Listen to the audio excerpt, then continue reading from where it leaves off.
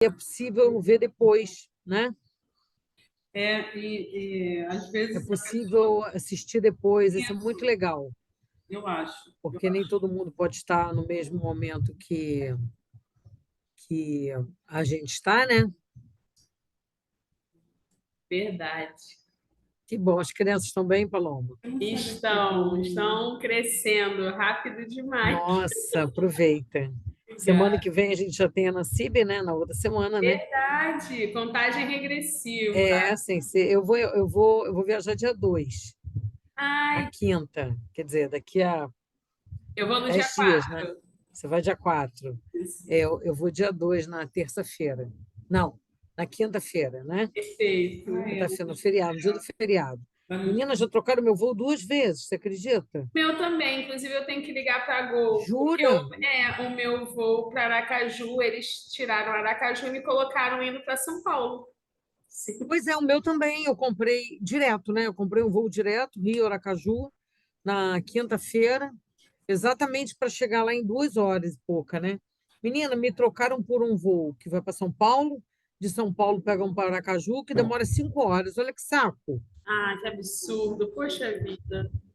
Eu achei bem bacana que eles enviaram um e-mail hoje falando que o encontro vai ter atividade para crianças. Então, os pais que tivessem com criança lá no encontro para Ah, sinalizar, legal, eu iria ter vi uma sala de leitura. Acho bacana, né? Para incentivar os isso. pesquisadores, né? É, Poxa, gostei eu muito vi da que tinha iniciativa. novidade lá no Instagram deles, mas não olhei. Eu sei que tem os templates, né? Isso. É, Inclusive, vou colocaram lá. enviar a nossa apresentação também essa semana. Vou enviar antes para a senhora. Ah, que legal, não tinha visto, não vou entrar lá para ver esses detalhes. Tá certo. Deixa eu pegar aqui a apresentação, só um minuto. Tá.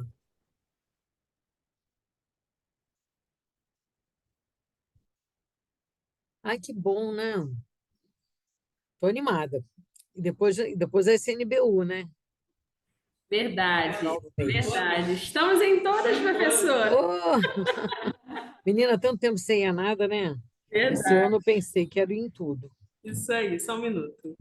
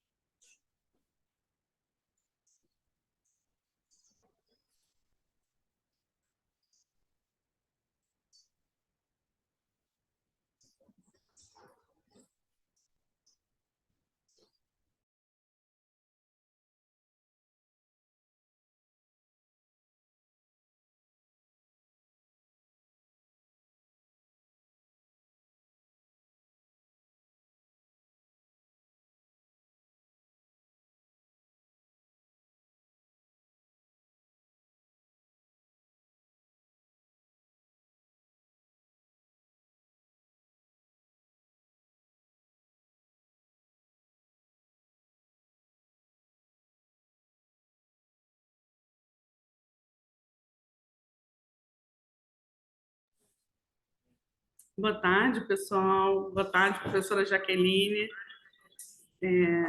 Daqui uns 5 minutinhos nós começamos, né, professora, para dar um gapzinho, dar Ok, uma boa tolerância, tarde. não é isso? Né? Boa tarde, Boa tarde, Marta. professora. Tudo bem? Não, vamos ir aguardando o pessoal chegar, né? O pessoal Isso, está vamos chegando, se aguardando. acomodando. Isso. Aí daqui a um pouquinho a gente entra, faz as apresentações iniciais, tá Perfeito, bom? Então, perfeito. só para dar uma satisfação para o nosso público. Isso. Enquanto isso, o pessoal vai chegando, né? Isso. Obrigada, professora. Até já. Imagina, eu que agradeço o convite. É sempre uma satisfação estar com vocês aqui, falando de um Recíproca é tema que é tão caro, né? verdadeiríssima. Obrigada. Falando sempre de um tema que nos é caro, né? os nossos Muito, alunos, para a vida acadêmica, né? sim, muito Muito importante. importante. Isso É, mesmo. Obrigada, meu verdade. amor. Até já. Até já.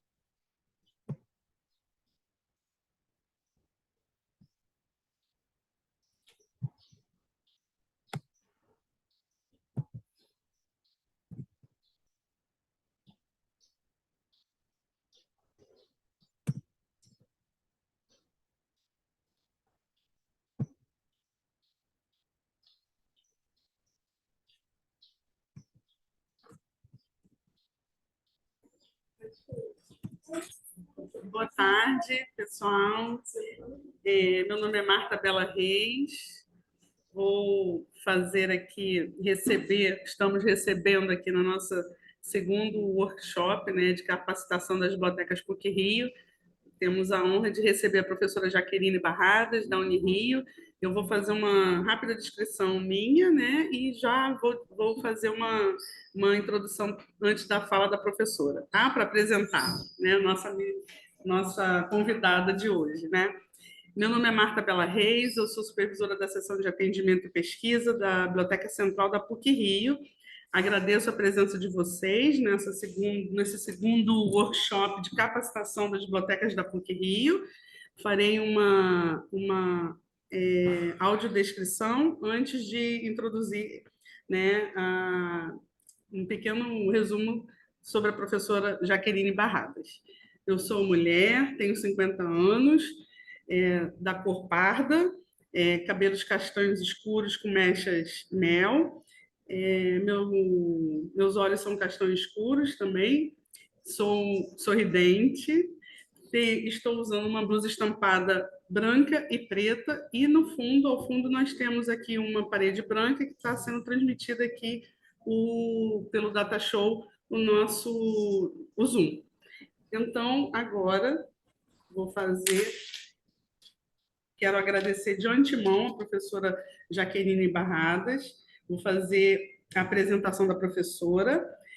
A professora Jaqueline Barradas é adjunta do Departamento de Biblioteconomia e do Programa de Pós-Graduação em Biblioteconomia da Universidade do Rio de Janeiro, na Unirio. É doutora em Ciência da Informação pelo IBICT-UFRJ, mestre em Administração, graduada em Biblioteconomia pela Unirio e tutora do PET Biblioteconomia Unirio. Professora Jaqueline Barradas, muito boa tarde. É um prazer tê-la novamente conosco aqui na PUC-Rio. Agradeço a disponibilidade e quero desejar um ótimo treinamento para todos os participantes e também incentivar que vocês se inscrevam nos outros, né? Nós estamos no segundo dia da nossa semana, que vai até sexta-feira. E, professora, desejo um ótimo treinamento, tá? Passo a palavra para a senhora. Obrigada, Marta Bela, pelo convite, Paloma Rodrigues, Elesbon, todo esse pessoal aí que faz a Biblioteca da PUC acontecer, né? Que é uma biblioteca fenômeno, que faz muitas coisas legais, inclusive seminários como esse, né? Para mim é uma satisfação estar aqui com vocês hoje, poder compartilhar um pouquinho da minha experiência, né, como orientadora de trabalhos acadêmicos. Bom, vou fazer minha audiodescrição também. Eu sou uma mulher de 57 anos, branca, baixinha, gordinha, tenho os cabelos alourados, os olhos verdes, estou usando um óculos de grau para poder enxergar bem, porque eu enxergo muito mal. Também sou muito sorridente, assim como a Marta, né? Muito alegre, e estou vestindo uma blusa verde para combinar com os meus olhos e com a parede ao fundo aqui da minha casa, que é um verde também. Eu estou na varanda da minha casa aqui pegando um vento enquanto eu falo com vocês, né? Eu acho que é isso, né, Marta? É isso, perfeito, professora. Muito obrigada mais uma vez.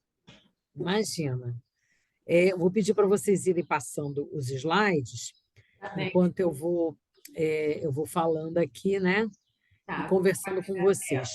Pessoal, queria deixar combinado que, se alguém tiver alguma dúvida, pode perguntar ao longo da apresentação, tá? Não precisa esperar a aula acabar, a apresentação, o minicurso aqui, acabar para perguntar. Porque, às vezes, a dúvida da gente acontece exatamente naquele momento, tá? Então, é interessante que vocês perguntem logo. Agora, se quiser deixar para o final, também não tem problema. Elesma que vai passar, né? Coloca naquela tela grande. Isso. Vamos ver. Oi, professor. Agora ficou legal. Pode ver. Agora ficou bom, né? Então, gente, o convite hoje foi para a gente falar um pouquinho sobre trabalho de conclusão de curso, né? Mitos e verdades.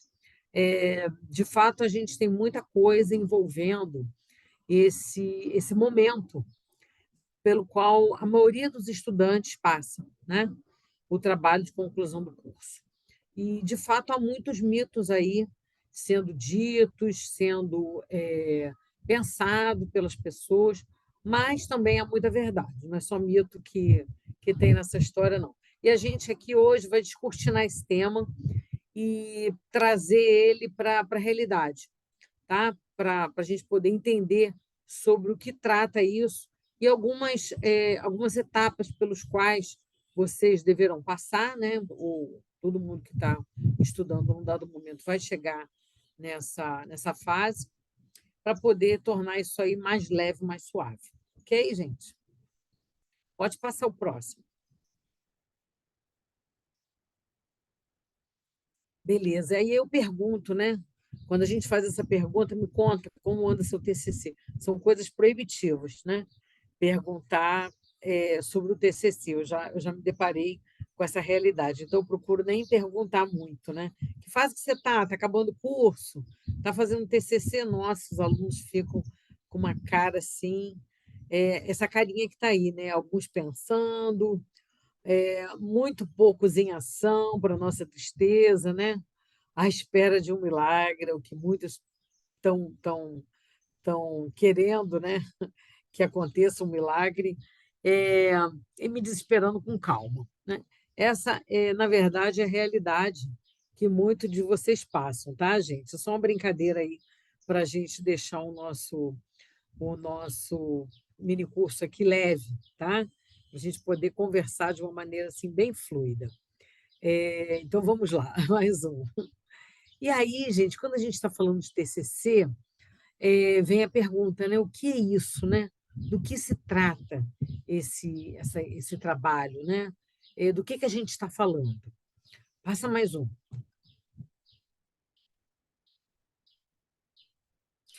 Bom, normalmente, gente, é um atendimento formal para a finalização de um curso acadêmico, né? Então, eu posso afirmar que a maioria dos cursos de graduação passam por essa fase. E, assim, poucos conseguem finalizar o seu curso acadêmico sem ter passado por isso. Alguns poucos cursos não têm. Por exemplo, eu soube recentemente que na medicina não é comum o trabalho de conclusão de curso, né? Porque eles têm outras tipologias lá de avaliação que dispensam o trabalho de conclusão de curso, né? O próprio internato já dá conta de fazer essa avaliação. Mas isso é lá na medicina, mas a maioria dos outros cursos, a gente passa por essa etapa aí, que para muitos é um mito, né? Muito forte de desabar. Vamos lá, mais um. Obrigatório alguns cursos, já comentei isso. Pode ser apresentado em vários formatos, isso é importante, né, gente? O mais comum da gente ver é a monografia. A monografia é um trabalho, como o próprio nome diz, escrito por uma pessoa, né? Por uma única pessoa, e que vai trabalhar lá um tema que percorre praticamente todo o curso, que o aluno escolhe junto com o seu orientador, e tem algumas regras e orientações para que essa monografia seja realizada. Em alguns lugares, tem uma coisa muito legal, que é chamado projeto interdisciplinar, que é um trabalho que perpassa todo o curso e que tem uma interlocução, né, um diálogo com outras disciplinas. E aí costuma ser um trabalho assim, que exige um pouco mais de criatividade do aluno, porque ele vai usar elementos de várias disciplinas, às vezes dispersa dentro do curso, para poder atender uma determinada solução de um problema, por exemplo. E, às vezes, também ele é feito em grupo, né? Em grupo de 3, 4 pessoas, ou em duplas, né? O que faz com que se torne mais interessante ainda, porque há a oportunidade da troca, né? De trocar com outros colegas aí sobre seus aprendizados também. Em outros cursos, exige a necessidade de um produto. O que é um produto, né, gente? Por exemplo, o pessoal da comunicação costuma fazer como um produto um documentário, um website, um podcast, uma entrevista, algo desse gênero, né? Bem focado na realidade do curso. Outros cursos da área artística, de teatro, de cenografia, de indumentária, de figurino, pedem exatamente isso, né? Uma indumentária, uma vestimenta, uma representação que possa ilustrar parte daquilo que foi aprendido durante o curso, que também é uma entrega bem legal, né? E alguns outros cursos trabalham com outros tipos de produto, por exemplo, o pessoal da área de sistemas de informação, de informática, trabalham com aplicativos, websites, montagem, né, de como é que é o nome aqueles chatbox, né, de vários outros formatos, né, de entrega na área lá bem específica de informática e sistemas de informação. Então, por que eu trouxe isso? Para a gente não ficar preso somente a um modelo, né? O modelo que normalmente a gente vê nas áreas de ciências humanas, de ciências sociais aplicadas, que são os trabalhos monográficos, né? Mas é bom que vocês saibam que existe aí uma pluralidade de entregas que podem ser realizadas, tá? Mais um, por favor. E para que isso aconteça, vocês normalmente vão precisar de um orientador e muitas vezes também de um co-orientador, dependendo do tema que esteja sendo desenvolvido, tá, gente? Então, esses são, assim, algumas características, né, que a gente pode trazer aqui para fazer com que vocês compreendam com mais clareza do que se trata esse trabalho de conclusão de curso. Acho que não tem mais nada dentro do slide, não, né? Tem. Segue algumas regras, né? Regras das instituições, muitas vezes pouco flexíveis, tá, gente? Que regras são essas? Normalmente, as instituições de ensino superior, né, elas criam a sua própria instrução, né? Que pode ser num modelo de TCC, modelo de entrega de trabalho acadêmico, que está lá definido. Por exemplo, se for uma monografia, ele vai ter ali o template daquela monografia, com espaçamento, partes que têm que ser descritas. Se for um projeto interdisciplinar também, né, dizendo especificidades do trabalho. Se for um produto ou né, nessa área aí de informática, na área artística, também vai dizer o detalhamento, tá? Quando a gente fala pouco flexíveis, é que na medida que está regrado, gente, a gente muitas das vezes acaba tendo que obedecer aquilo sem poder fugir muito de um padrão um pouco já pré-estabelecido, ok? Tudo bem até aqui, pessoal? Todo mundo me acompanhando? Sim, tudo bem. Beleza. Estou vendo aqui no chat se tem algum comentário, mas não, tudo tranquilo aqui. E aí vem a grande pergunta, né? Como devo encarar o TCC, né, gente? E nesse momento a gente passa, então, para tentar entender uma forma de suavizar, né? Os primeiros passos que a gente vai dar. Mais um slide, por favor, pessoal.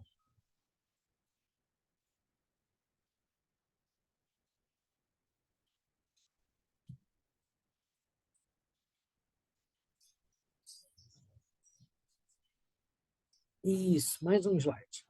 Beleza, né?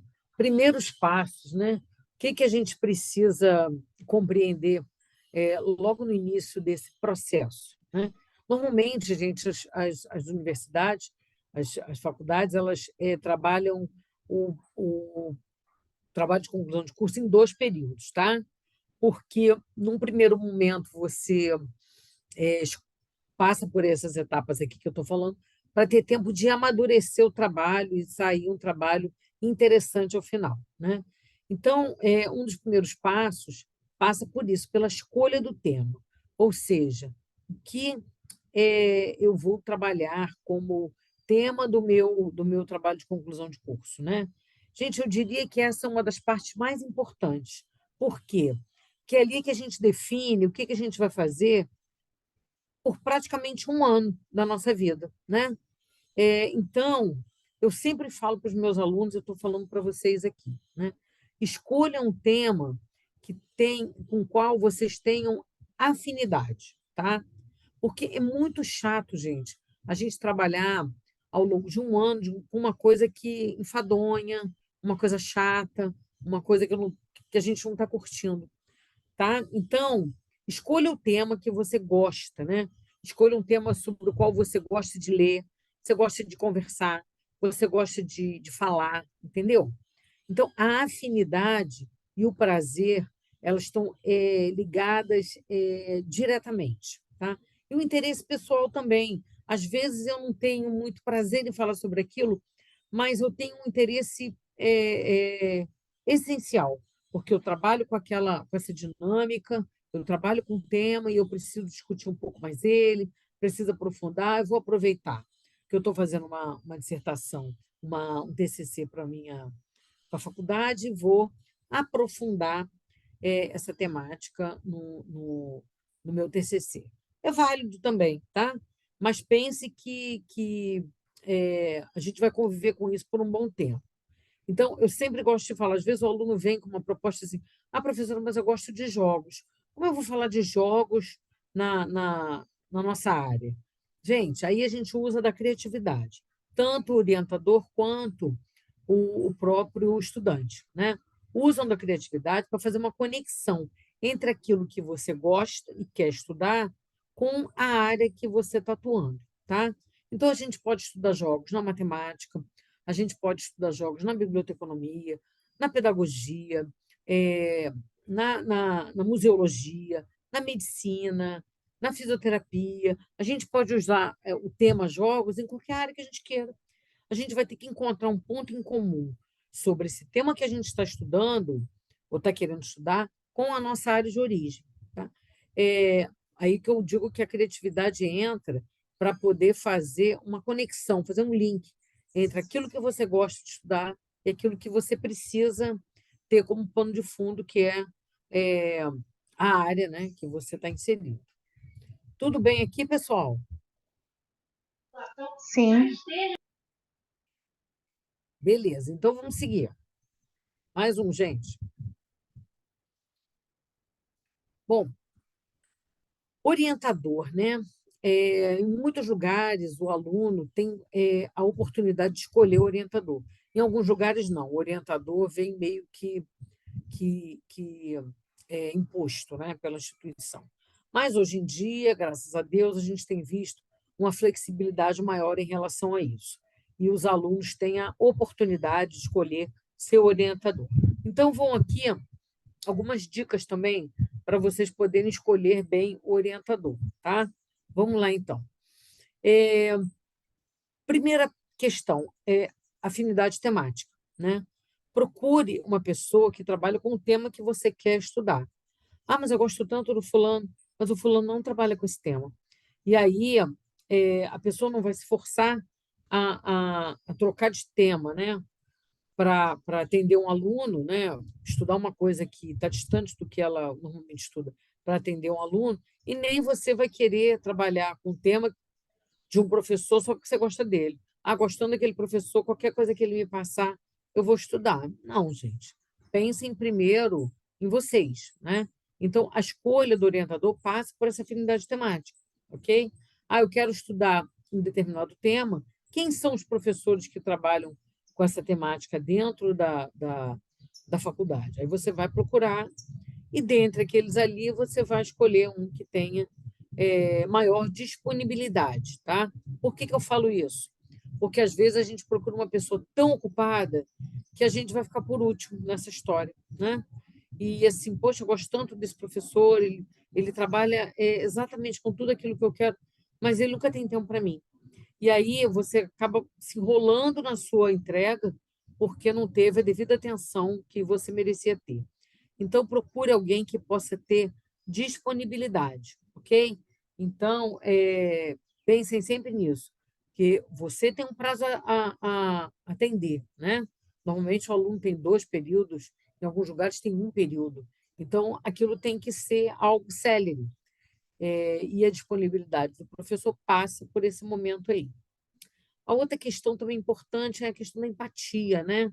A gente tem que ter afinidade com a pessoa, né? A gente tem que sentir no orientador vontade de colaborar, eh, vontade de te ajudar a resolver os problemas, que não são poucos, né? Durante essa fase.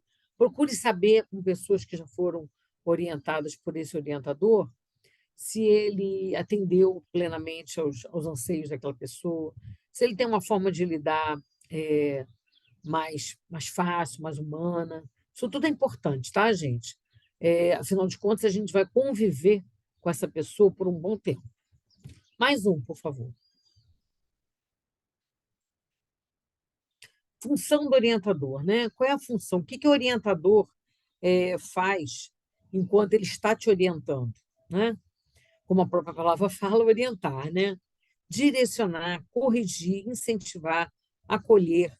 Tudo isso é uma função do orientador. Em alguns momentos, ele vai te dar o caminho, né? Olha, vai por aqui, leia isso, experimente aquilo, faça esse exercício.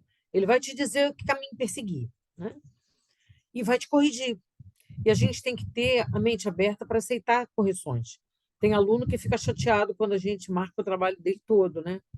Achando que o professor, o orientador, está sendo cruel, ruim. Não, gente, às vezes o trabalho não está bom, precisa ser refeito. E a função do orientador é corrigir, orientar e corrigir, né? E incentivar para que vocês façam um trabalho que seja um diferencial, que seja um trabalho que traga uma contribuição para a área, né? Então, isso tudo passa por uma etapa de ajuste fino o tempo todo. Por isso que é tão importante a gente ter essa afinidade, tanto temática quanto humana, com o orientador, né? E muitas vezes o orientador vai te acolher. Tem hora que a gente não está bem, tem hora que o trabalho não rende, tem hora que o trabalho não sai do mesmo lugar, e aí o orientador vai ter que te chamar numa conversa, uma conversa mais próxima, para poder entender o que está se passando com você, onde é que você está assim, empacado mesmo, né? E acertar esses rumos. Isso tudo faz parte do trabalho de orientação, né? E, de preferência, a gente fazer isso com leveza, com calma, com carinho, com atenção, né? Que muitas vezes é isso que vai fazer a grande diferença dentro do trabalho, do processo, né? de, de orientação. O orientador ele está participando do processo do início ao fim. Mais um, pessoal. Bom, antes de eu passar para os próximos passos, alguma pergunta, alguma dúvida por aqui, gente?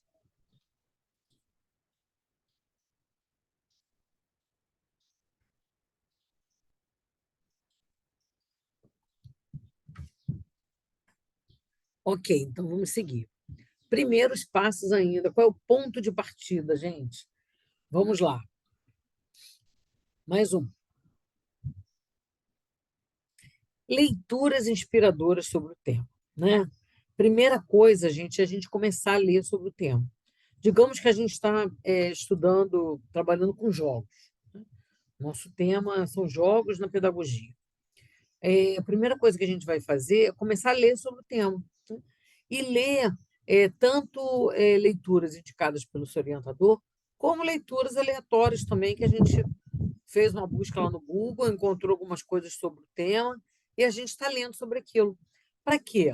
Essas breves leituras vão te dar um norte, um caminho. Ou será que é isso mesmo que eu quero? Será que aqui eu vou encontrar um problema que eu possa trazer uma solução e possa crescer dentro da minha área? Trazer uma contribuição efetiva para a área de estudos que eu estou atuando?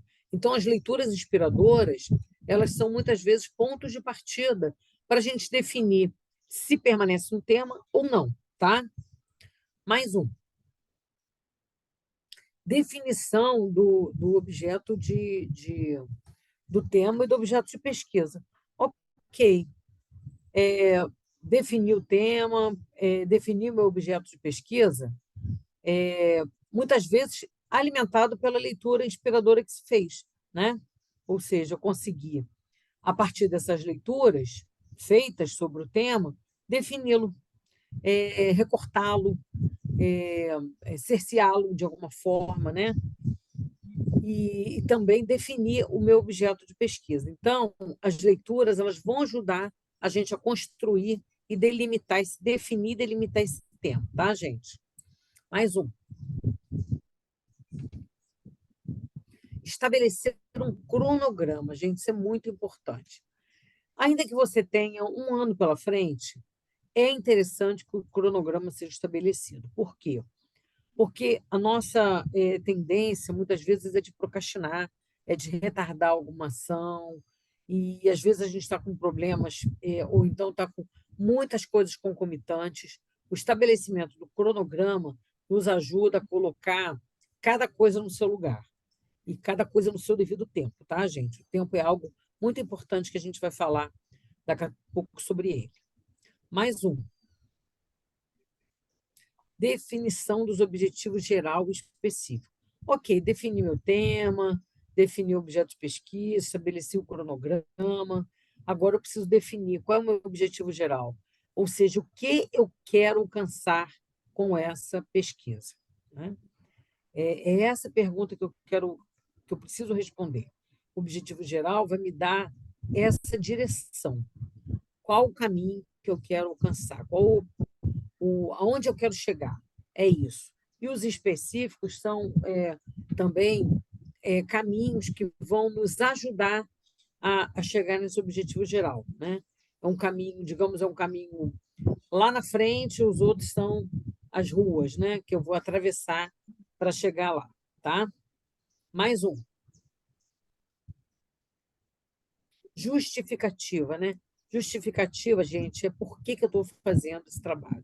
Por que eu estou fazendo um trabalho com jogos, né? E aí a justificativa, ela vai vir, ela vai dizer por que eu estou fazendo esse trabalho. Ah, é um interesse pessoal? Ok, eu vou dizer lá nessa justificativa que é um interesse pessoal. É, outra justificativa, outro exemplo aí que pode justificar o meu trabalho com jogos, são os números, se eu for buscar, né, um indicador nacional ou internacional, da quantidade de pessoas que dedicam horas por dia em jogos, né, sejam jogos eletrônicos, jogos de tabuleiro, jogos online, e o mercado que isso significa no mundo, né, pode ser uma boa justificativa para dizer por que eu estou fazendo um estudo sobre jogos na pedagogia, por exemplo, tá? Porque é fácil estudar a partir de jogos, é fácil compreender problemas complexos por meio de jogos, né? Então, aqui eu estou explicando para o meu leitor por que eu estou fazendo esse trabalho, o que está me motivando a fazer esse trabalho. Se é uma justificativa pessoal ou se é uma justificativa mais ampla, né, para atender um determinado segmento, para atender um determinado mercado, ok? Eu acho que aqui ainda tem mais um, né? O sumário, gente. O sumário é muito importante. O sumário vai orientar todas as etapas anteriores, tá? No sumário, a gente vai definir o que vai ter na introdução, quais são os capítulos e as sessões sobre referencial teórico, a sessão de metodologia, como ela vai se desdobrar, o que mais? Vai ter aqui o contexto, né? Muitas vezes os trabalhos têm uma sessão só de contexto que explica o fenômeno que está acontecendo e que a gente está trabalhando esse fenômeno por trás como pano de fundo do trabalho. Por exemplo, eu tive uma pesquisa aqui até pouco tempo que era gestão de bibliotecas no contexto da pandemia. Então, todos os meus alunos que trabalharam dentro comigo nessa pesquisa, né, e todos os trabalhos que eu orientei nesse período, os alunos tinham um capítulo, uma sessão do contextual, que falava sobre a pandemia, né? Por quê? Foi um fenômeno que aconteceu no mundo todo que mudou muito as formas como a gente trabalhava, a gente vivia. Então, isso precisava estar como um pano de fundo para explicar, muitas vezes, o caminho que a gente percorreu, tá? Então, no sumário, passa mais um aí para aparecer o sumário. Isso, sumário. Não, volta. O sumário fugiu. Isso, deixa nesse. Então, o sumário vai orientar a gente nesse passo a passo. Quando a gente, assim, os primeiros passos, né? Como eu falei, a gente começa com a definição, com a leitura inspiradora, com a definição do tema e do objeto, estabelece um cronograma, define o objetivo geral específico, descreve a nossa justificativa e monta um sumário. Gente, com o sumário pronto, a gente consegue ter um norte, tá? Então, esses primeiros passos aí, eles nos dão, assim, os caminhos que a gente vai ter que percorrer, tá? Com o sumário pronto, eu consigo melhorar o meu cronograma, ou seja, quanto tempo eu vou demorar para fazer cada uma dessas etapas, né? Que eu descrevi no meu sumário. Claro que o tempo todo a gente está indo e vindo nesse cronograma, e assim como nos objetivos e no próprio sumário, tá? À medida que a gente vai avançando, pode ser que a gente reajuste aí o cronograma em função do... Eu imaginei que fosse demora 2 semanas para trabalhar uma determinada sessão, mas eu levei 1 semana e meia. Ótimo, ganhei 3 dias.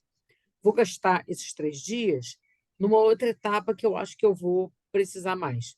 Então, a gente vai alinhando isso aí, a gente vai adequando todo esse trabalho com uma certa ordem, tá, gente? Então, a gente ter o cronograma estabelecido em comunhão com esse sumário nos ajuda a ter uma certa clareza de como a gente vai alcançar os objetivos que a gente propôs. Tudo bem até aqui, pessoal? Estamos aí na metade da nossa conversa, né? Dúvidas sobre isso? Podemos seguir? Ok, então vamos adiante.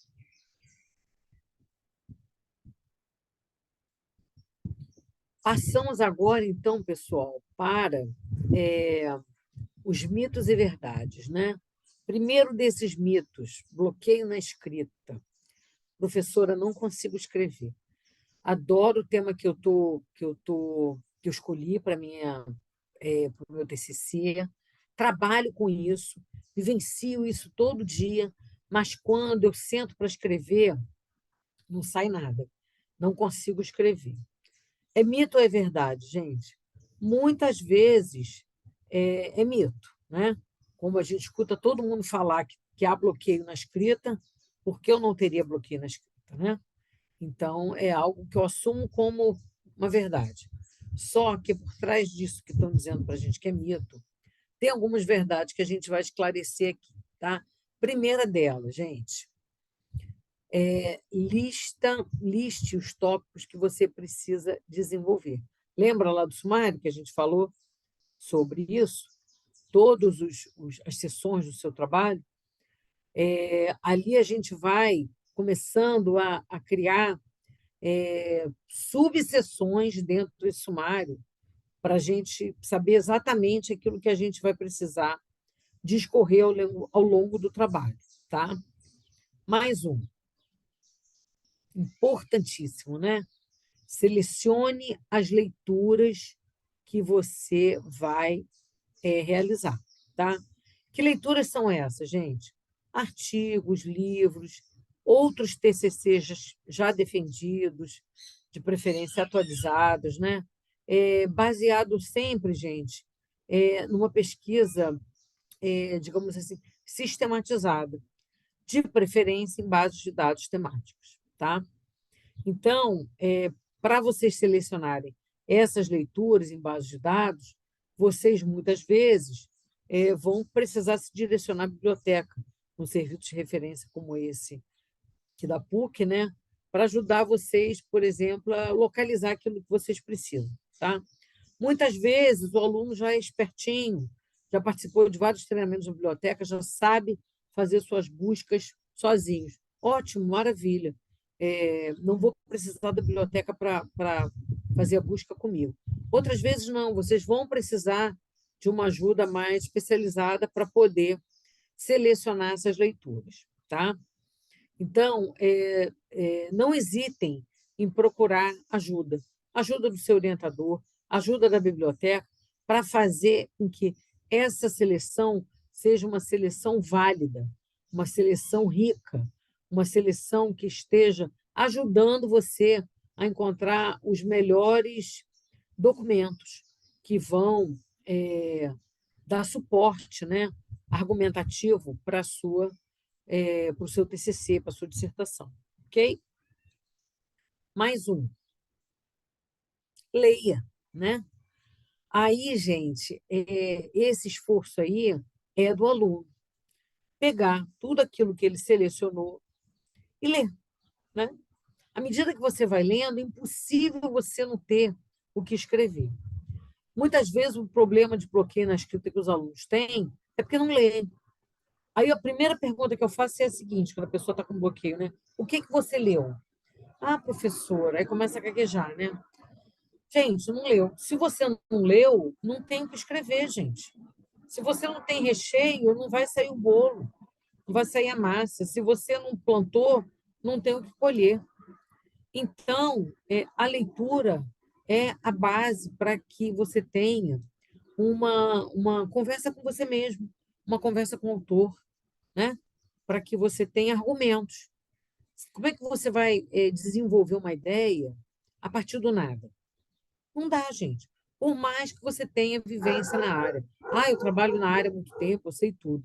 Ok, você pode ter uma experiência prática, mas assim, que muitas vezes não tem uma sustentação teórica que valide aquilo que você está querendo apresentar, tá? Então, por mais que você tenha prática, você vai precisar de um arcabouço teórico. Esse arcabouço teórico você só vai conseguir a partir da pesquisa que vocês vão fazer nas bases de dados e das leituras que vocês vão realizar. Aí vem outra pergunta, mas professor, eu preciso ler tudo que eu selecionei? Não, gente, por isso que o nome está escrito lá, seleção. Seleciona as leituras. Nessa seleção de leituras, você vai encontrar uma enormidade de documentos, né? Você vai usar alguns filtros que vão ajudar a selecionar as melhores leituras. Como a gente seleciona as melhores leituras numa base de dados temática, por exemplo? A gente pode escolher fazer um recorte temporal, a gente pode fazer um recorte regional, um recorte do idioma, né? A gente pode fazer um recorte por tipologia, só quero ler artigos, só quero ler revisões de literatura. Então, a seleção das leituras vai partir daquilo que você está procurando. De acordo com aquilo que você está pesquisando, você vai encontrar filtros que vão te ajudar a selecionar as melhores leituras. Ok, encontrei uma quantidade enorme de leituras. Vá filtrando até que você consiga um número de documentos razoáveis que você consiga ler. Pelo menos uma leitura que a gente chama uma leitura transversal, né? Ah, você pode ler o título dos artigos, ler as palavras-chave, ler o resumo desses artigos e selecionar por ali, tá? Localizei, a partir dessa leitura transversal, consegui selecionar de 200 artigos, consegui selecionar 70. Ainda é muito para ler? Dependendo da área que você está estudando, ainda é. Bom, faça um segundo recorte. Leia a introdução e leia a conclusão e uma parte da metodologia e ver se daí você consegue fazer um filtro maior sobre aquilo que você está escolhendo. Ah, finalizei com 30 artigos. Ótimo. 30 artigos é algo razoável para que você leia na íntegra e passe para o próximo passo, que é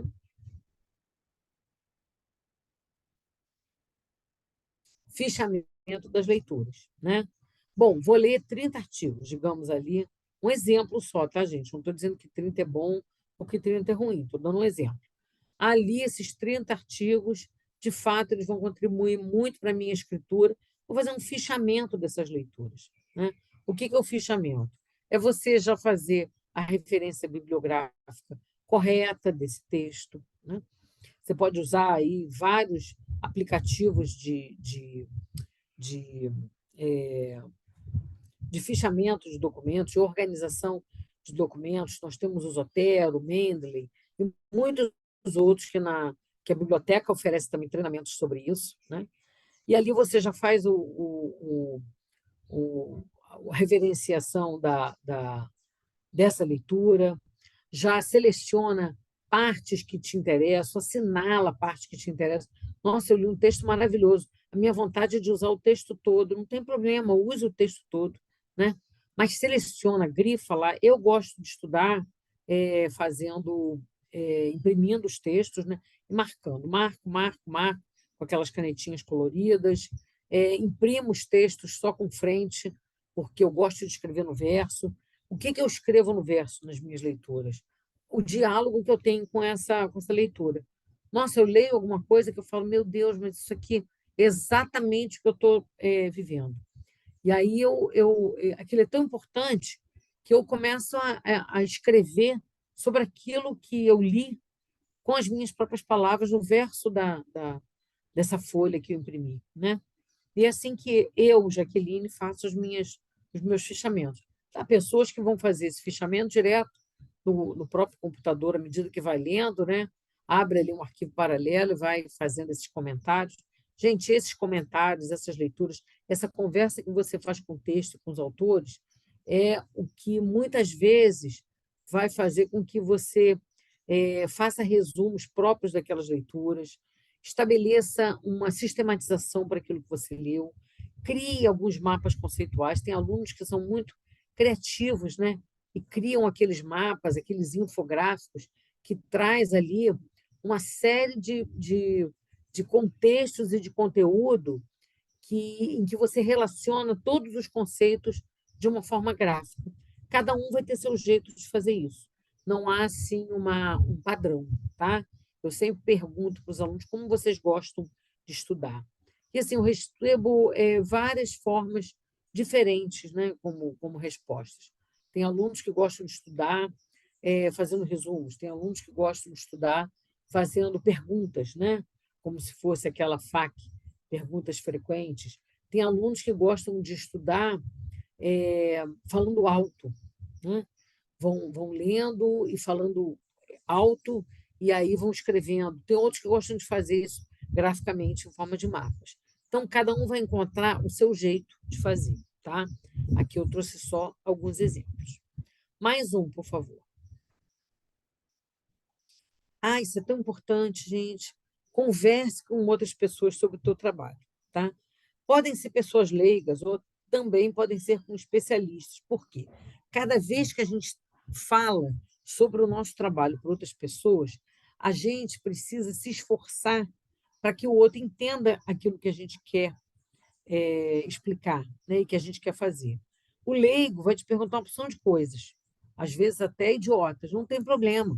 Essas perguntas nos ajudam a definir muito bem, às vezes, e redefinir o nosso objeto, redefinir os nossos objetivos, entendeu?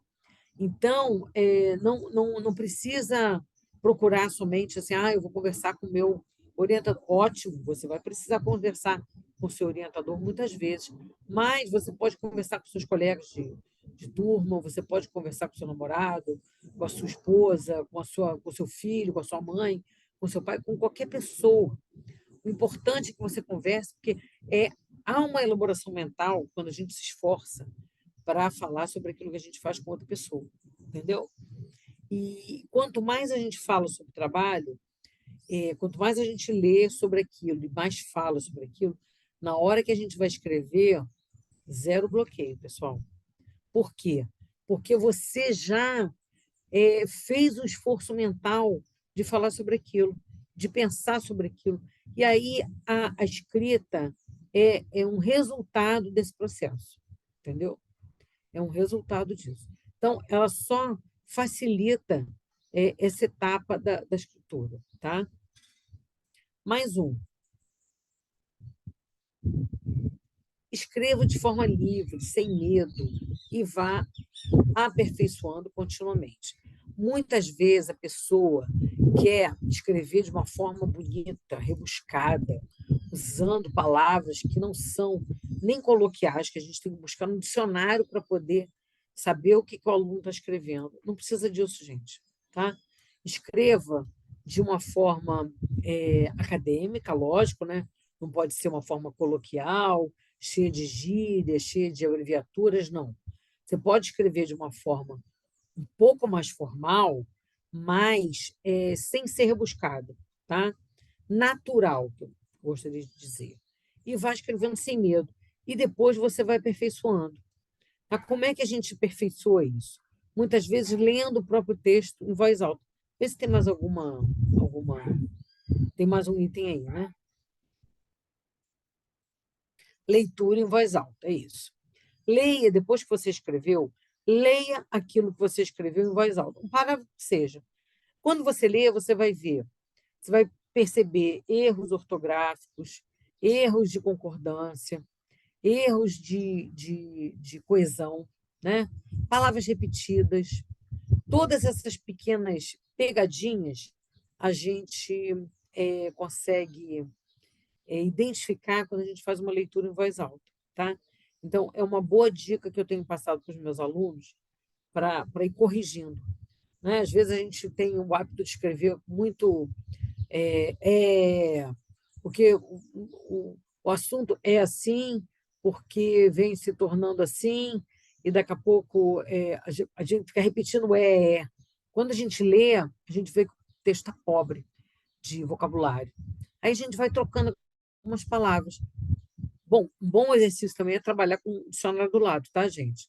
Que palavras podem ser sinônimos dessa aqui? Aí você vai ver lá. Mesma coisa com advérbios, com adjuntos. A gente vai usando listas ali de palavras e de conectores que podem ser substituídos. Eu tenho uma aluna que ela escreve muito contudo, contudo, contudo, contudo, contudo. Nosso texto dela tem 10 contudos. Falei, gente, vamos mudar isso aqui? Vamos pegar lá os outros advérbios para a gente trocar, né? Mas, contudo, porém, todavia, entretanto, aí a gente vai mudando. Mas, assim, a gente percebe isso quando lê em voz alta, né? Por quê? Porque soa ruim nos nossos ouvidos. Ok, pessoal? Então, bloqueio na escrita, gente, zero, depois que a gente termina esse slide aqui, tá? Vamos rever aí esse mito e torná-lo aí uma realidade positiva para todos vocês. Mais um, pessoal.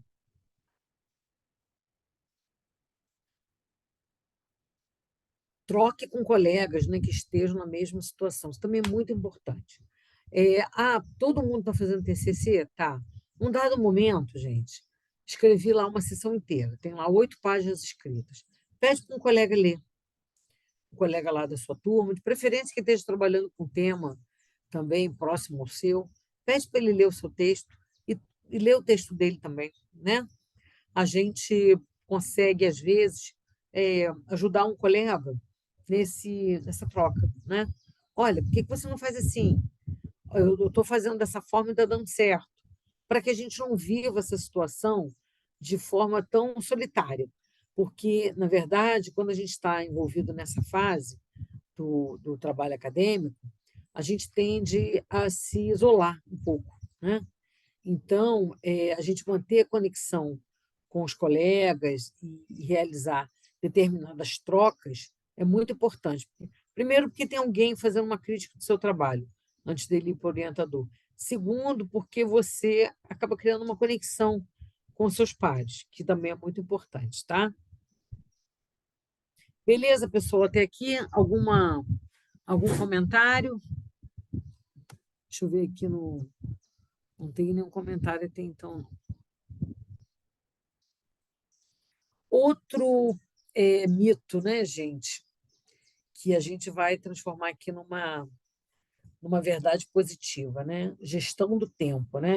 Se tem uma coisa que não para, é o tempo, como já dizia o poeta, né? O tempo não para. Vamos lá, como é que a gente pode gerir esse tempo a nosso favor? Vamos lá, então, as dicas, né?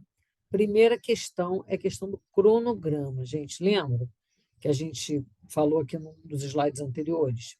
Retroaja da data da banca até o primeiro dia de trabalho, né? Digamos que nós estamos em março e o trabalho tem que ser apresentado na última semana de novembro. Há um calendário escolar, né, na universidade que diz que todos os trabalhos de conclusão de curso devem ser apresentados durante uma semana de trabalhos acadêmicos, que é a última semana de novembro. Ok. Se o seu trabalho já está pronto, ser apresentado na última semana de novembro, no início de novembro ele tem que estar pronto, tá? Essa é a regra da elegância, tá, gente? A gente não entrega um trabalho para a banca ler na véspera do trabalho. Não, isso não, tá? A gente tem aí, ó, um mês é o tempo com o qual a gente trabalha. Então, se o trabalho vai ser apresentado na semana do dia 23 de novembro, por exemplo, então o ideal é que o trabalho esteja pronto na primeira semana de novembro para ser entregue à banca que vai avaliar seu trabalho, tá? Então, esse um ano de trabalho já não é mais um ano, né? Porque se você tem que entregar em novembro, por quê? Depois que a banca acontece, você vai precisar fazer alguns ajustes. Sempre tem ajustes. Por menos por melhor que o seu trabalho esteja, sempre tem ajustes a fazer. E os ajustes normalmente ocorrem em uma semana posterior à apresentação. Tá? Então, primeira semana de dezembro você ajusta para entregar na segunda semana de dezembro e o professor ter tempo de lançar nota e encerrar o calendário daquele ano. Tá? Então, gente, embora você esteja matriculado em 2 semestres para fazer um TCC, dezembro é o último mês do ano, não conta, porque assim, já é o tempo de revisão e de lançamento de nota. Então, na verdade, o seu tempo é novembro. Mas como eu falei aqui que a gente entrega o trabalho né, no início do mês, em 15 dias, nem 15 dias nem é legal, um mês, 3 semanas, então ele tem que estar pronto dia 1º de novembro. Então, você também não tem novembro. Então, o que você tem de tempo de trabalho? Outubro, setembro, agosto, julho, normalmente é férias, né? Junho, maio, abril, né? E março, que é o mês que você inicia. Então, você, na verdade, tem 9 meses de trabalho, tá? Março, abril, maio, junho, julho, agosto, setembro, outubro. 9 meses de trabalho, tá? Então, gente, é pouco tempo. Esse um ano já se tornou 9 meses. Então, de março até novembro, o que vai ser entregue? O que vai ser feito a cada mês, né? Então, você vai distribuindo ali o tempo das leituras, o tempo da definição do trabalho, o tempo das leituras, as entregas parciais ao orientador, né? Digamos que todo início de mês você vai entregar uma parte, uma sessão para o orientador, para que ele possa ler e te dar um feedback. Então, o cronograma é nosso amigo, tá, gente? Não briguem com ele. Ele só trabalha a nosso favor, né? Fazendo com que a gente tenha clareza sobre tudo que a gente precisa realizar, ok? Mais um, por favor. Rotina de estudos e escritas, né, gente? A gente tem que criar uma rotina, tá? Sem essa rotina, o trabalho não sai. Se você quer ficar com um corpo maneiro para o verão, você começa a malhar no meio do ano, né? Porque o corpo, os músculos não se sobressaem de uma hora para outra, não é isso? Você precisa de uma rotina de treino diário. Se você quer emagrecer para o verão também, você precisa iniciar uma dieta lá no início do ano, né? Quando acabou o verão, você começa uma dieta, para no próximo verão você estar filezinho, né? Então, essa rotina de treino, de dieta, que é assim, algo que a gente faz religiosamente, ela tem que ser replicada aqui quando a gente tem um trabalho com meta, como é o trabalho de conclusão de curso. Então, a rotina de estudo e escrita, ela vai equilibrar a sua vida pessoal, profissional, descanso e lazer, né? O ideal é que isso aconteça, tá? Ou seja, como eu vou realizar meu trabalho? Eu vou trabalhar todos os dias nele? Como é que eu vou conciliar esse meu trabalho diário com o meu trabalho no escritório, na biblioteca, no consultório, seja lá em que lugar você trabalha? Então, ele tem que ser uma coisa ali, ó, ajustada, né? E assim, no meio disso tudo, a gente precisa descansar, a gente precisa dormir, né? A gente precisa ter um lazer para relaxar e oxigenar e tudo mais. Então, essa rotina de estudos e escrita, ela tem que ser muito bem equilibrada, tá? Por isso o cronograma é importante. Digamos que você vai estabelecer lá uma rotina de 6 dias de estudo e escrita e vai tirar um dia para descansar, relaxar e não fazer nada. É importante, tá? Então, como é que você vai estabelecer isso? Eu preciso de 3 horas por dia para fazer meu TCC. Ok, define uma hora. Vai ser de manhã, vai ser de tarde, vai ser à noite, vai ser na madrugada, né? Vai ser quando as crianças dormirem. Conheço gente que fazia isso, né, Paulo? Mais um. Estabeleça blocos de horários dedicados à pesquisa, à leitura, à escrita e à normalização. O que são esses blocos, né, gente? Digamos aí que a gente vai fazer 3 horas por dia de trabalho, né? Então tá, então na segunda-feira eu vou fazer pesquisa, na terça-feira eu vou ler, na quarta-feira eu vou escrever, na quinta-feira eu vou fazer de novo leitura, na sexta-feira eu vou escrever, no sábado, que eu já estou cansado de tanta leitura escrita, eu vou pegar um tempo, essas 3 horinhas, para normalizar o trabalho. Né? Sábado a casa é mais cheia, não vou ter muita concentração para leitura, mas dá para normalizar. Né? Então, gente, o importante é que você trabalhe diariamente com a sua pesquisa. Passa mais um aí, que eu acho que esse é o próxima dica. Atividade diária com o seu TCC, tá? Todo dia você tem que trabalhar nele, se você quer que ele saia, tá? Todo dia. Mas não é muito, professora? Não, não é, gente, não é. A gente tem que dar um gás nisso, né? Como eu falei do treino, da dieta, o TCC não é diferente. Ele requer, ele exige uma atividade diária. Agora, como eu falei, nem todo dia você está afim de ler nem escrever. Então, um dia que você não está afim de ler e escrever, vai trabalhar com a normalização, vai trabalhar com tabelas, vai trabalhar com lista de siglas e abreviaturas, vai fazer as referências bibliográficas, vai trabalhar a imagem, né? Trabalhando no infográfico. Vai lá trabalhar graficamente aquilo.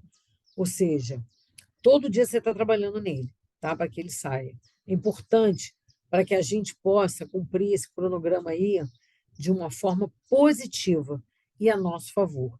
E que esse mito, que eu não tenho tempo, seja de fato extinto. Tá bom, pessoal? Mais um, por favor.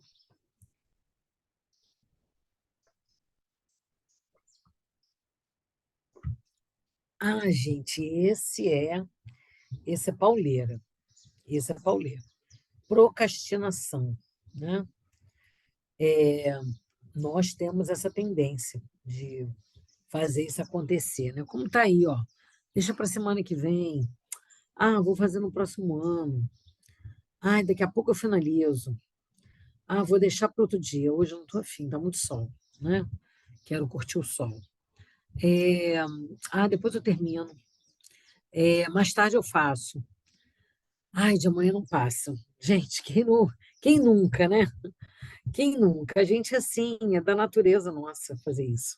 Mas, se a gente não fizer nada, ou se a gente deixar que isso aí nos tome conta da gente, de fato, nada vai sair, tá? O trabalho não sai sozinho. Digamos, como diz o pessoal na gíria, né? 90% de transpiração e 10% de criatividade, né? É isso. Vamos lá, vamos ver o que está escrito aí para a gente poder discutir. Procure um horário e um ambiente favorável ao seu trabalho. Né?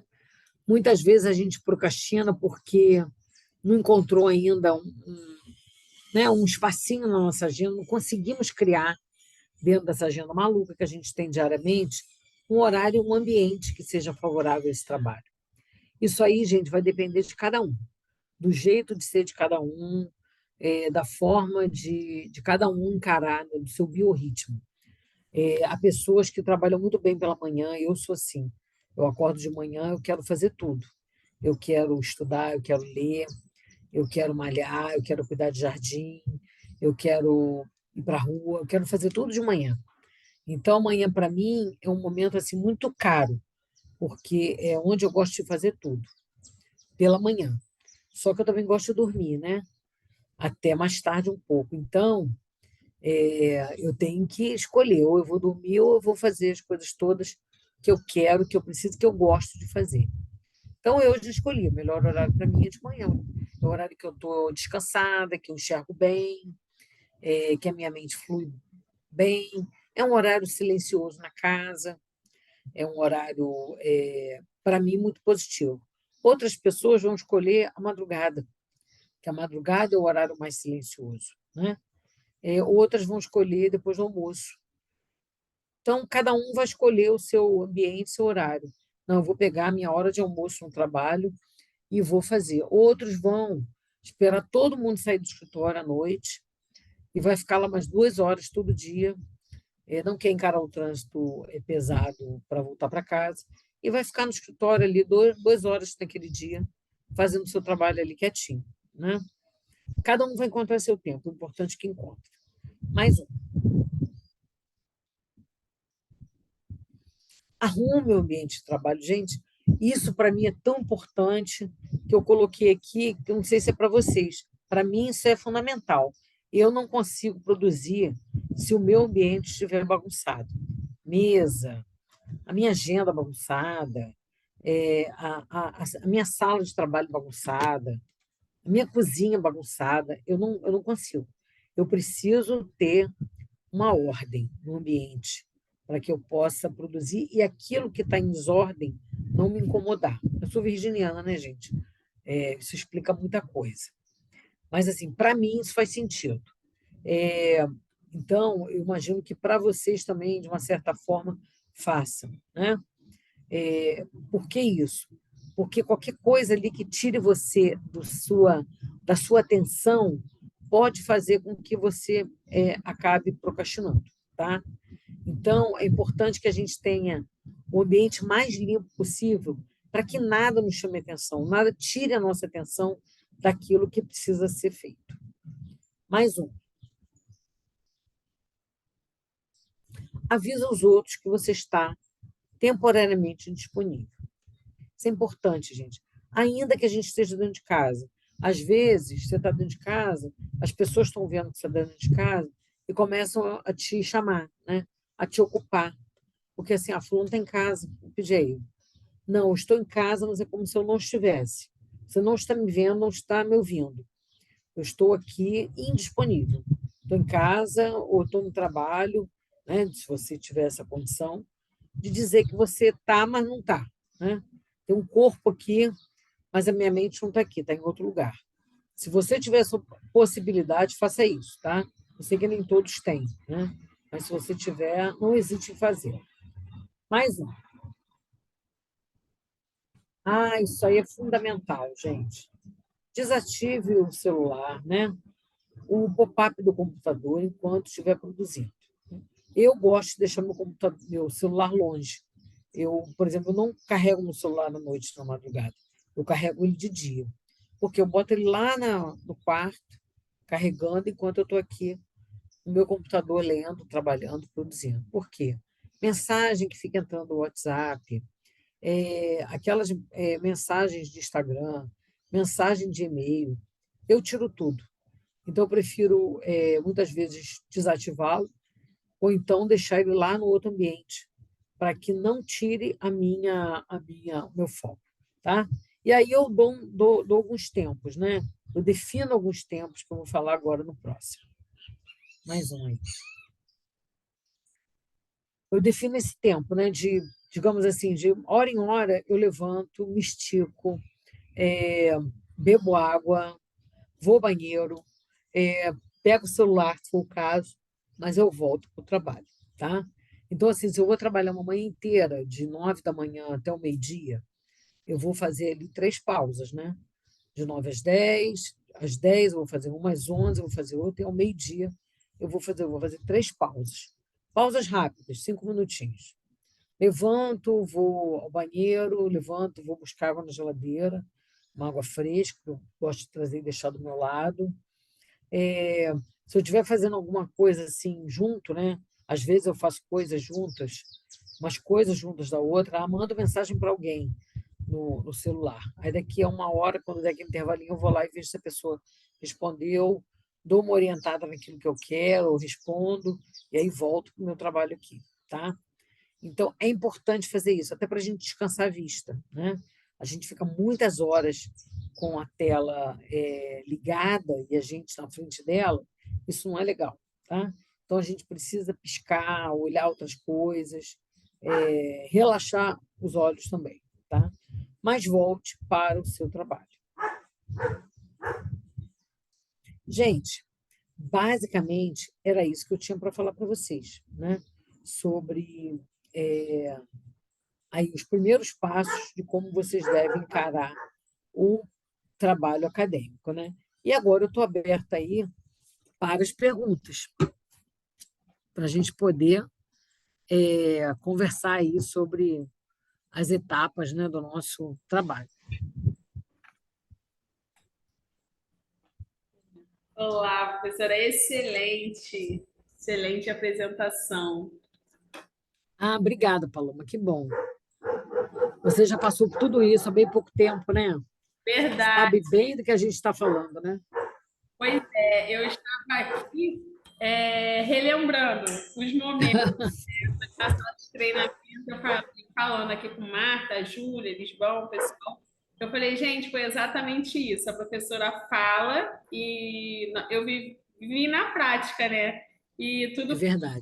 da forma, todo o direcionamento. A senhora falou, mas a gente altera aqui para depois não precisar alterar com a banca. E foi o que aconteceu. Mas não foi? Foi perfeito. Exatamente. Eu acho que você foi um grande caso de sucesso, Paloma, né?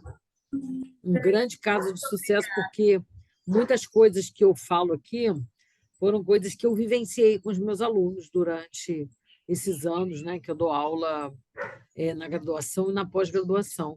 Exatamente, muita coisa aqui da minha vivência, porque a gente aprende muito com vocês, né? Durante esse tempo. Vocês aprendem, porque estão vivendo o tempo com alunos, né? E a gente aprende, porque há algumas coisas que se tornam, assim, digamos, padrão. Acontece com todas as pessoas, né? E aí a gente vai ficando, assim, atenta a esses padrões, né? Para poder, o que for bom, a gente reproduzir e o que for ruim, a gente acertar, né?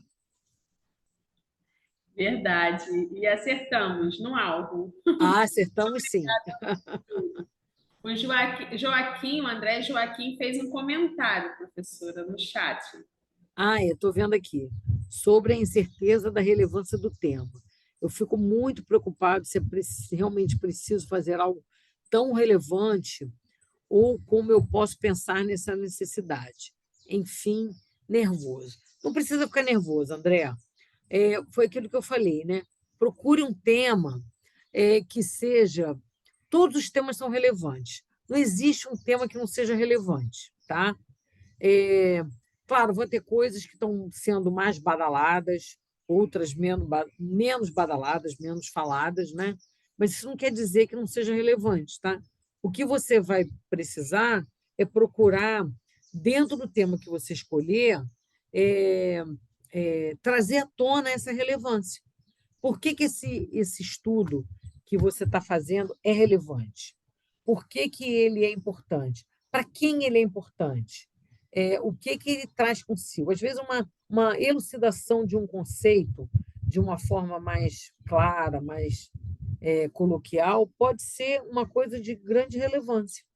Você quer falar sobre o seu tema? Para a gente ajudar você a entender isso? Fica à vontade, tá? Enquanto isso, eu vou ler o da Cláudia aqui. Muito bom, objetividade, imagens bem ilustrativas do conteúdo apresentado. A ideia é essa, Cláudia, é a gente falar menos e ilustrar mais, né? Já que as imagens falam por si, não é isso?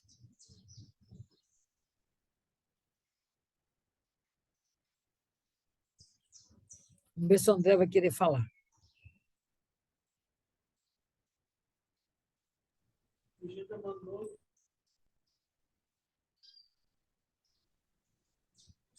Sim, então pode falar. Falar ou teclar, né? Ah, ele tem que digitar. Ok. Vai digitando que a gente te aguarda aqui, né? Mas Sim, a ideia é essa, tirar esse mito, né? Que as pessoas ficam tão nervosas, tão preocupadas, né? Ocupando a cabeça com uma preocupação que, muitas vezes, não tem fundamento.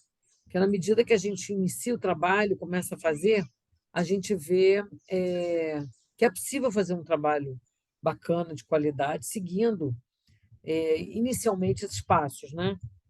Claro que isso aqui, como eu falei, é um ponto de partida, né, gente?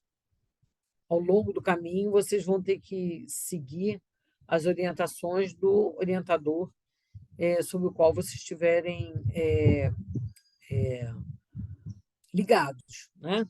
Aí já não esquece já um pouco do que a Jaqueline falou e tenta se concentrar nas orientações do orientador da pesquisa.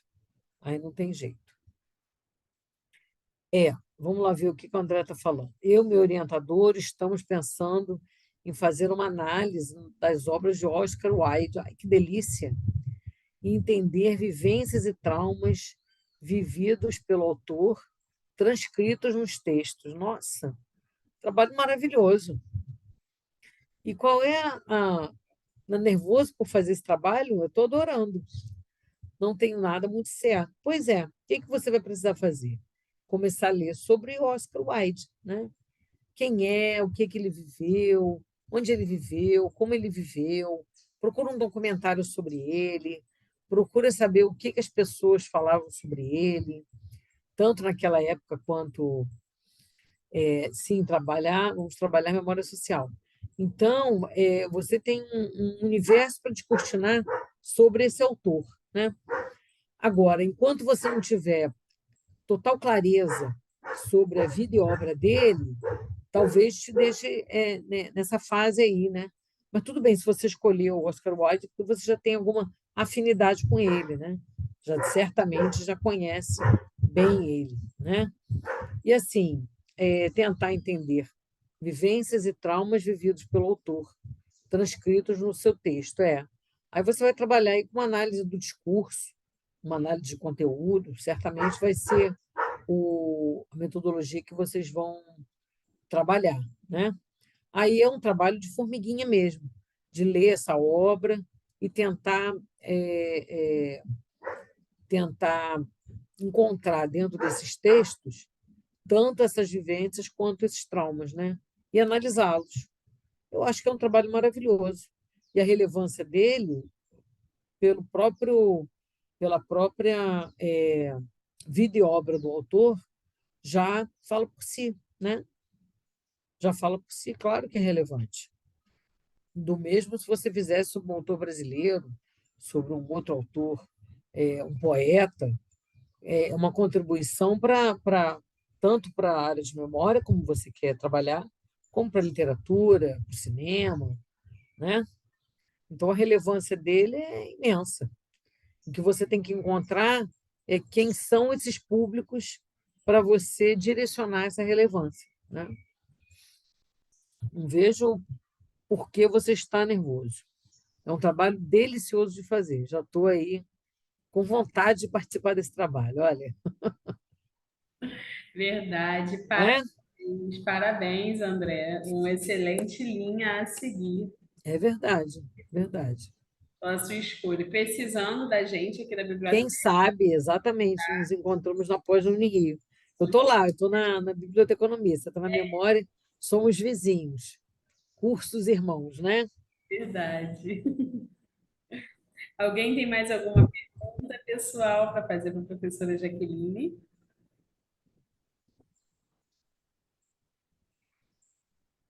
Olha o André falando.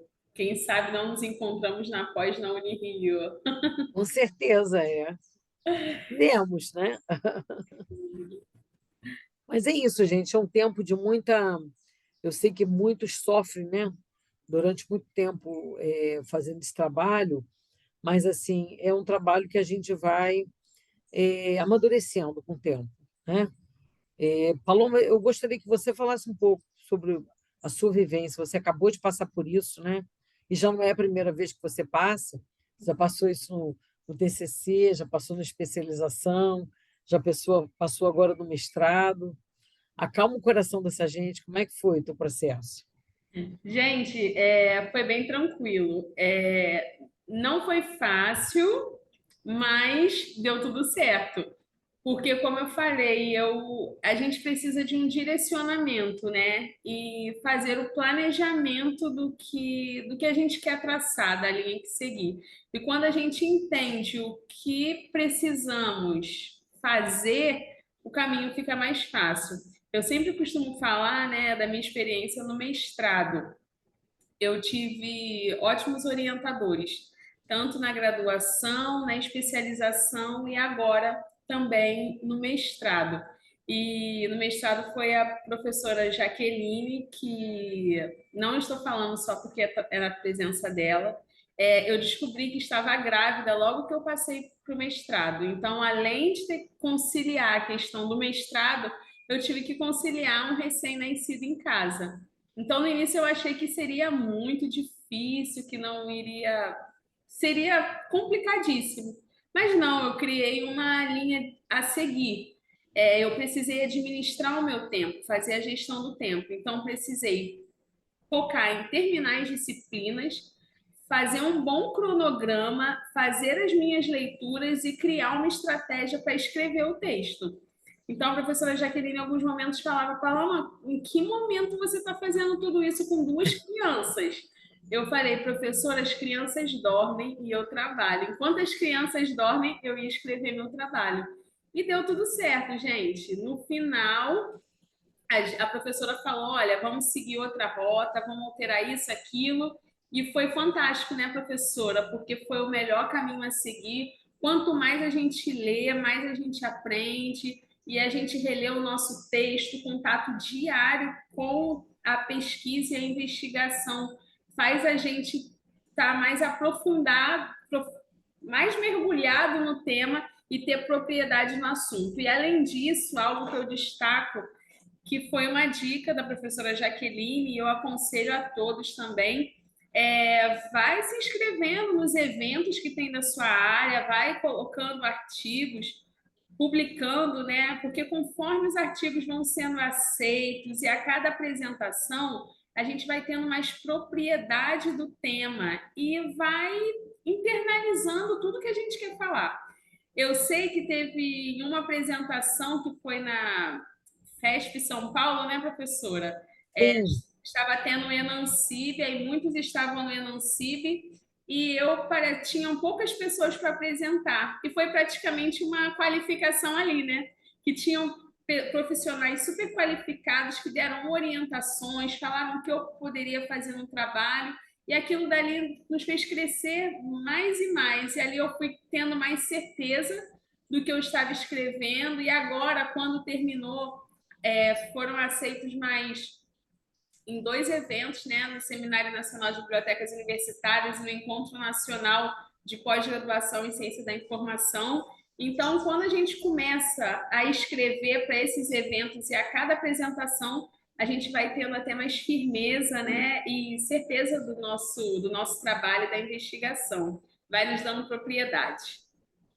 É é isso. verdade, Paulo, uma boa lembrança que você teve aí, né? Tá dentro daquilo, falar sobre aquilo que você está pesquisando, né? E os eventos é uma forma de você falar com um público muito seleto. Sem Então, você precisa se esforçar para apresentar, você precisa organizar mentalmente as suas ideias para fazer uma boa exposição, para se fazer entender. E, assim, quando a gente tem um feedback como você teve, né? A oportunidade de ter feedbacks ali, a gente vai amadurecendo e vai ganhando força, vai ganhando confiança. Né? Cada vez que a gente apresenta o trabalho e que recebe um feedback, a gente vai ficando confiante. E essa confiança é que vai fazendo a gente avançar, de fato. A Paloma, das minhas alunas, que todas que eu orientei naquele período, foi a primeira a acabar, apesar de ser a mais ocupada, né? Com duas crianças, casada, com casa, família, trabalho. Ela foi a primeira a acabar. Né? É a determinação que faz com que a pessoa queira, né, alcançar um resultado. Faz milagres, é verdade. Faz milagres, é. E obrigada. fez mesmo. O trabalho dela foi muito. Por fim, foi um trabalho muito bonito, muito útil, muito relevante. Está sendo apresentado agora. E vão partir para o artigo, né, Paloma? Verdade, Esqueci, não, hein? estou totalmente dentro. Não vamos esquecer do artigo. Professor, eu agradeço muitíssimo pela sua participação mais uma vez, abrilhantando aqui o nosso workshop, a nossa semana de capacitação. A senhora sempre muito gentil, participando, enriquecendo. Eu agradeço em nome das bibliotecas da PUC-Rio pela oportunidade, né? Por todo o conteúdo que a senhora trouxe. E nosso muito obrigada. Muito Não obrigada. imagina. Para mim é sempre um prazer, uma honra poder compartilhar um pouquinho, né, dessa experiência aqui com um público tão seleto, Paloma.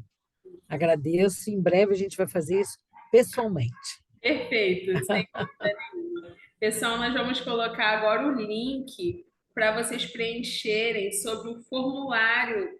Nós emitiremos um certificado de participação. Então, vocês podem preencher, enviaremos o certificado de participação e ficará gravado. Esse treinamento ficará gravado.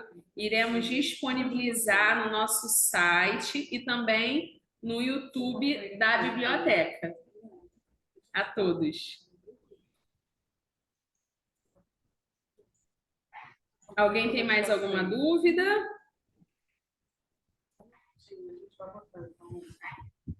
Só um minuto. Perdi o link, pessoal. Tá aqui, a Júlia vai botar. Perfeito. A Júlia, a bibliotecária, vai colocar o link para vocês realizarem o preenchimento. Professora, foi muito dinâmica a apresentação. Obrigada, Paloma. A ideia era essa, né?